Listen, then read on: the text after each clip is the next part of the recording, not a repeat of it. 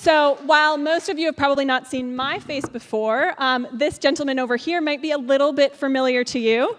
I'm really honored to be able to spend a little bit of time here on stage with Mayor Eric Garcetti, who is the 4th generation Angelino. Did I say that right? Angelino? You did, Angelino. Good. Angelino.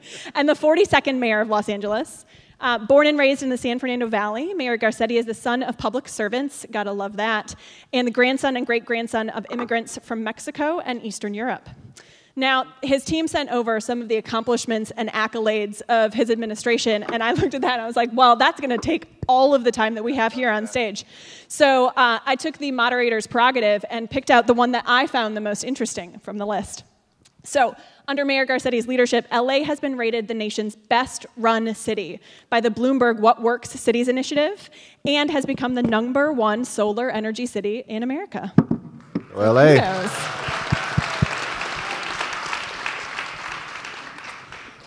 And before we dive in a little bit more to get an understanding of how the mayor is focused on why we are here today, making sure that South LA has an opportunity to build up a really strong tech ecosystem, I just want to take a moment and say I like snuck in and checked out this room a little bit before getting on stage here, and I love what I am seeing here. All of you dedicated to making sure we're supporting entrepreneurs yourself, and wherever that mom with an infant is, like huge kudos to you because entrepreneurs look like anyone from everywhere and you own it. Baby's welcome. Yes. So if you are here, if that baby cries, don't you worry about leaving. Like we can handle that. I have a 2-year-old and he still cries. So let's start off with general understanding of what's happening here. What is the city of LA doing, particularly focused in South LA, to promote startup growth? Well, good afternoon, everybody. It's great to be with you here in the Nate Holden Performing Arts Center, and I couldn't be more excited and energized by what we're talking about because it cuts to the heart of, I think, what my philosophy has been in my administration, which is let's invest in key industries. So technology has been a focus since I became your mayor, and we're seeing tech jobs grow faster in the city than any big city in America. Second is to build out infrastructure, and that infrastructure may be everything from internet connectivity, and Verizon just announced we'll be one of the first big city to have 5G in the country, and what that does for commerce, and what that does for smart apps, and what that does for a smart city. But third, to make sure nobody is left behind while we do those first two things. So create jobs, create the infrastructure to create even more economic prosperity, and make sure it's coming from every zip code. And so we are very intentional with our public policy from the beginning, whether it was focusing on getting jobs and training to zip codes that are often overlooked, getting AP computer science courses, which we have now in a higher density than even San Francisco, looking at girls who code, looking at South LA entities, looking at places which are near and dear to me. My father's from South LA. My grandfather was an entrepreneur down the street, and by an entrepreneur I mean he was an immigrant who opened up a barber shop. And I know what it means, and one of my lines is always that the next Mark Zuckerberg or maybe Steve Case is probably an African-American girl growing up right here in South Los Angeles, or an immigrant, Latino youth who is someplace in Boyle Heights or in Pacoima. We have to make sure that not only the industry reflects us, but that it doesn't leave those stories, that brilliance out. And LA is a place that we've just tried to make sure that everybody feels like they belong, and then we give them the tools. So there's a lot of things I could list. We've done partnerships downtown on incubating space for new folks who are starting up, primarily young people of color who are starting tech companies. We're partnering with existing groups because I don't think we should always reinvent the wheel until a lot of folks that are here know who you are, but we've partnered to make sure we bring resources. And then I was probably proudest of our second year of our Tech Jobs Fair, which we had in South LA over at the Reef by LA Trade Tech College. We hope to have maybe a couple thousand job applicants and a couple dozen companies. We had almost 250 companies, 15,000 job applicants, and they look like this room does today. It's not the Mad Men demographic in flip-flops, which unfortunately Silicon Valley can look too much like. It was the LA demographic, and it made me very proud knowing that the future of LA and the future of tech was going to look like this global city. You know, it's interesting when you talk about the next Mark Zuckerberg, the next Steve Case. Appreciate that shout out. Sure. And, you know, so much of what we've been working on at the Case Foundation is to highlight the fact that that next Mark Zuckerberg probably has already founded a company today. Like, there is probably that African-American woman who is building something right now, who is one of those only 36 women who have raised $1 million or more in venture capital, who is making it happen, you know, working around however she can to make sure she gets access to that. I really feel like that pipeline isn't a problem. Like, those entrepreneurs exist. They are here. And honestly, like, looking around at you all and the students that were here this morning, like, we have the pipeline in the room right here. So what do we do to answer some of those questions that investors say, you know, and you know, not the ones that we've already heard from today, and, you know, not a lot of the ones that I've heard from here in LA, but just this idea of, oh, well, those entrepreneurs don't exist. I don't know where to find them. It's a pipeline problem. How do we match up the pipeline that's here today with the investors? Well, first we have to call BS on that, because that's just not the case. We know that here. And I don't know why we even have to reiterate that this is difficult work. I'll just talk about, I try to practice what I preach. So I start with, I'm a CEO of your city. There's 37 departments, the biggest port in America, the second biggest police department, the second busiest airport, the largest municipal utility. I mean, the list goes on and on. Our metro system, I just came from our board meeting, is building 15 rail lines, thanks to all of you who voted for Measure M, the most any city in America has ever done. And when I came in, let's just take gender and people of color for a moment. Our commissioners who oversee those departments are citizens who volunteer their time. Immense responsibility, incredible opportunities. It's like a second unpaid job on top of your job. And within the first 6 months, I made sure that it reflected the diversity of people of color, and for the first time was over 50% women in 6 months. And when I go into corporations and they're like, well, government moves really slow. If government can do that in 6 months, why do we have single digits when it comes to people of color on your board? Why is it single digits of CEOs and C-suite women? And all of us as investors, whether it's the city's, for instance, pension fund, should be saying no to whatever board, no matter how great they are. Because I had to say thank you to a lot of really great men who had been serving on these commissions, but I said, thank you for your service. It's time to make sure others get that opportunity. It may be a difficult conversation to have, but they understood. We should be voting no against those slates. We should be not investing in those companies. We should be using the power that we have to say, come on, this isn't tough. If government could do it in 6 months, you could do it in 3. And so that's first and foremost. So we need to make sure that people in control look like us. Second is, absolutely. Second is we have to make sure, too, that we are not suddenly waking up to this and saying, oh, I'm supposed to fix this on the dime. Remember Oscars, you know, So White, and this year with Me Too and Time's Up. So we've been investing in the entertainment space, also tech-related, but in the entertainment space to create something called the Evolve Entertainment Fund. So there is a youth jobs program for young people in LA. When I started, there was 5,000 jobs given to young people in the summertime, paid internships. We have that up to 17,000 now. But the last 2 or 3 years, even though I'd sit down with studios and others who'd say, yeah, we really want to have, you know, more people of color, we're sensitive to what the Oscars were talking about or people were criticizing, we had 5 jobs in the entertainment industry of those 17,000. 5. Thank you to the Jim Henson Company. Watch more Muppets. But other than that, we realized unless we were a little bit more aggressive about this, it wasn't going to happen. So we brought together the unions, the studios, Hollywood Reporter and Variety, a lot of folks to make specific commitments and kind of in a room like this, launch this. And this summer there'll be 250 paid internships for primarily youth of color and young women to go into the entertainment industry. So if you're not investing in this on the front end, you can complain on the back end. And there is something true to it. It's not that we're not out there. It's that we don't have the network, right? It's all about social capital.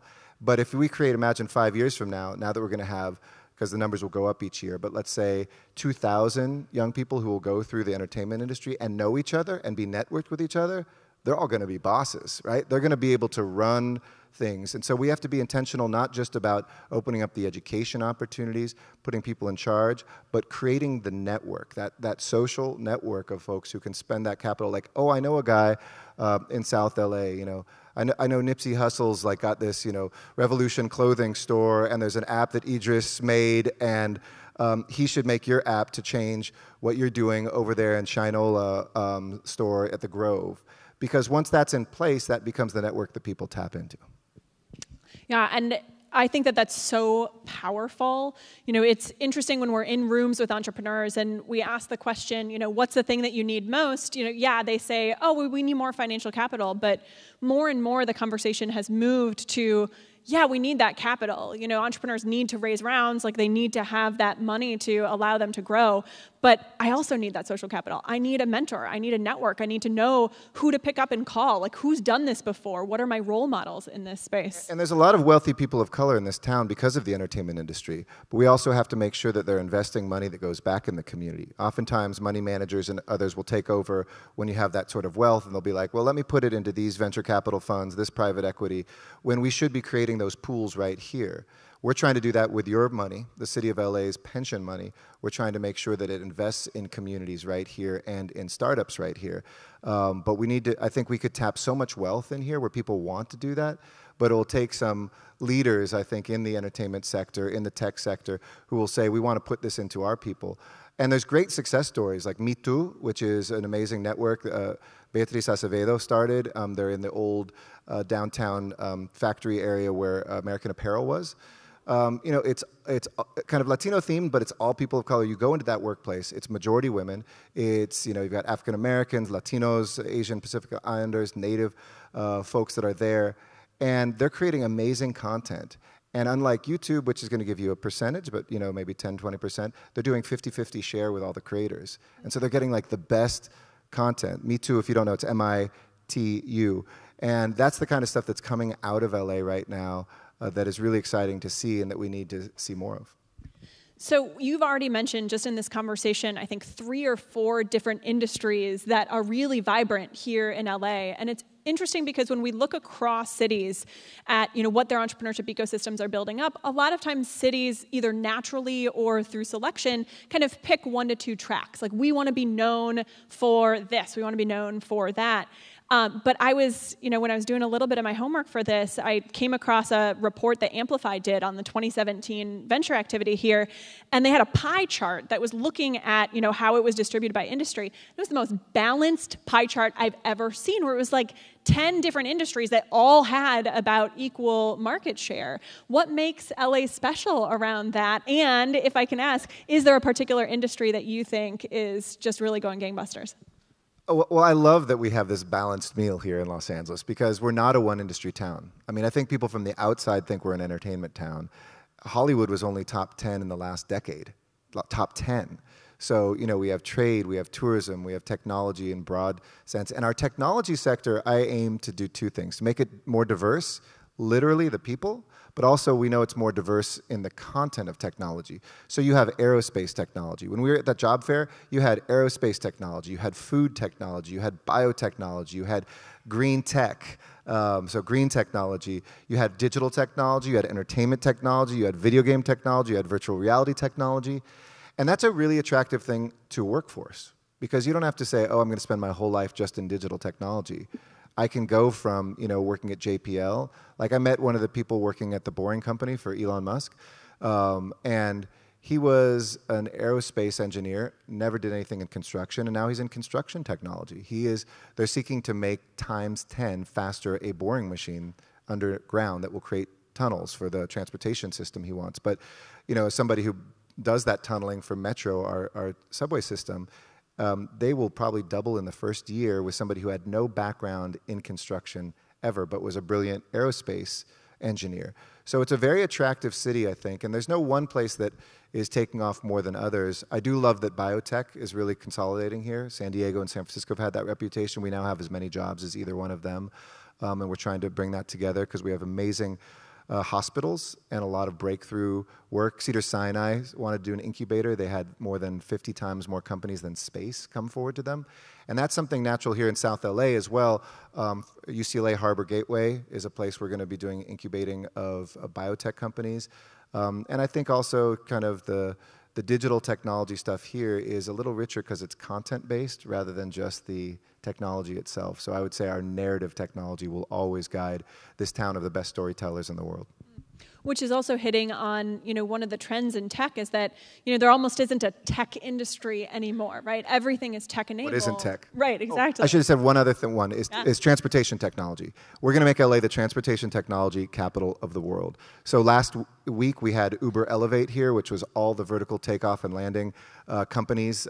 We will be one of the first 3 cities in the world with Dubai and Dallas to test that out, and I'll test it myself, so don't worry. I know what you're thinking, but I think we will have vertical takeoff and landing vehicles faster here than we even have an interconnected autonomous vehicle on the terrestrial space. We have, $120 billion we're spending on new transportation. The Boring Company.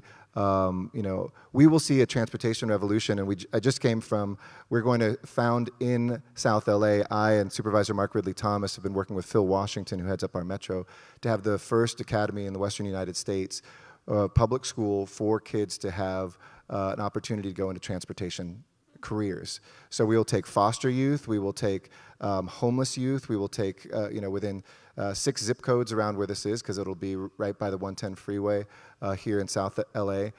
We will see the most diverse group of, I think, transportation engineers brought up from an early age to kind of change the world. Oh, that's so interesting. So it'd be really easy to spend this entire time talking about what makes LA special, right? There's so many different ways that we can slice and dice that. A lot of incredible activity, a lot of incredible entrepreneurs building things right now. But I don't want people to leave this room saying, LA's figured it all out, it's perfect. If we could just spend a moment, what do you think is missing out of the LA ecosystem? What else needs to happen here to either keep this momentum going or to really make sure that it's solidified as a key part of LA? I think we need to embrace this more as a value than as an initiative. We need to, I think, incubate the idea that technology is a value across our education system, across all of our job training, and across our capital access. Instead of it being a place, traditionally a smaller city would be like, okay, here's the cluster where we will put this. We're in the final, the only West Coast city to make it to the finals for Amazon HQ2. And, it's kind of a natural here. We're a big enough place that 50,000 jobs wouldn't do the displacement of other places. We have public transportation. We've got more engineers graduating from our universities than any city in America. There's aerospace, which I know Jeff Bezos likes. He has a house here already. We've got the port if you want to pick goods up. And I'm doing the whole Amazon pitch. You see, he's been practicing. He's like, no, this is why. But the reason why I think that's attractive, too, is you have to show that this is something that breathes throughout the entire city.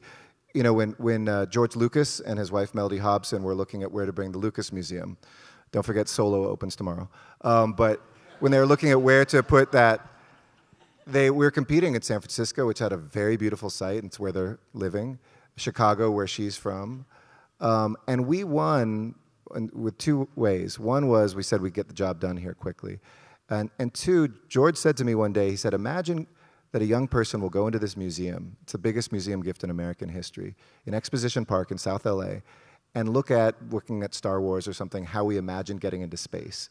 And then go to the other end of that same park and see at the California Science Center, where we have the space shuttle and we're building the entire stack of a space shuttle with its rocket and boosters, how we actually did it. And to know that there are 10 high schools within walking distance, primarily students of color in lower income areas. That's where I want to be. And so I think LA's got to actually not look at this as, oh, we have to do this because it's a weakness. We need to pitch this as a strength. It will attract money. It will attract talent. It will attract capital because people are good people.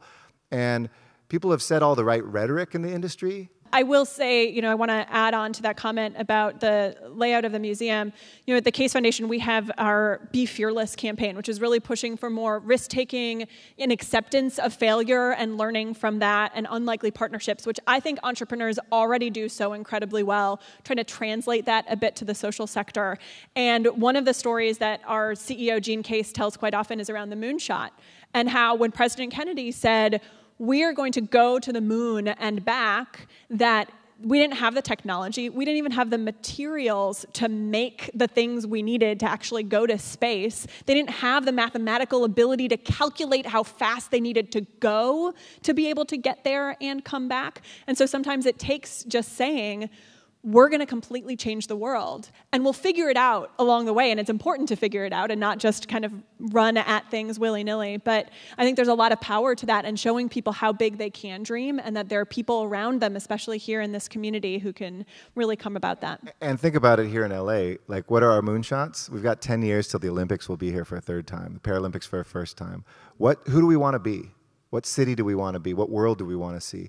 Imagine a city where our moonshot is to end traffic once and for all, the soul-crushing traffic, to get rid of homelessness because we figure out a cheaper and better and quicker way to build housing units that are affordable to people, and revolutionize education so that, I came back from the largest university in the country this weekend. I gave the commencement address, Southern New Hampshire University, which you've probably all seen the ads. They graduate 19,000 people, a nonprofit, because they have gone online and they've realized education shouldn't be exceptional because you hide it from people. It's like love. The more you share, it's an inexhaustible resource.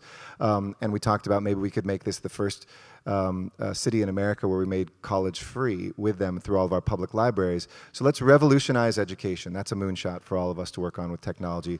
End homelessness, and let's fix traffic. Those are 3 that I'd put out to everybody. Let's get to work. So to close, one sentence answer. They're actually going to turn the lights off for us. What is one sentence of advice you have for the entrepreneurs here in the room today? It's a run-on sentence. Be fearless, stay humble, learn to listen, and lead with love. I love it. I also captured a bit of homework for you all in the room here today. So things that you can actually take away from this that either you can do or you can challenge the people in your community to do. All of those things that Mayor Garcetti just said, as well as diversify your board and your leadership. Look who is alongside of you and use that as a way to get different perspectives. If you're an entrepreneur who's had an exit, or if you're an investor, invest at home. The power of understanding your community and the people who are building things is immense. And then finally, I'll leave you with dream big. There's lots of social problems to challenge starting here at home and around the world, and you all are the ones who are going to do it. So huge thank you to Mayor Garcetti. Thank you to all of you. Thanks, everybody. Have a great day.